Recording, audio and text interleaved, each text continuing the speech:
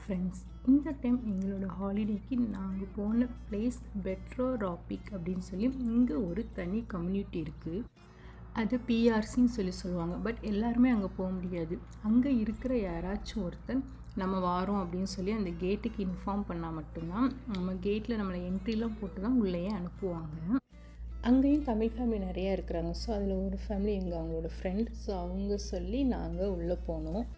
உண்மையிலே அது ஒரு பெரிய பிளேஸ், சூப்பரான பிளேஸ். அது அவங்களுக்குன்னு ஒரு தனி ஒரு உலகம் மாதிரி இருந்தது. எல்லாமே இருக்குது உள்ள.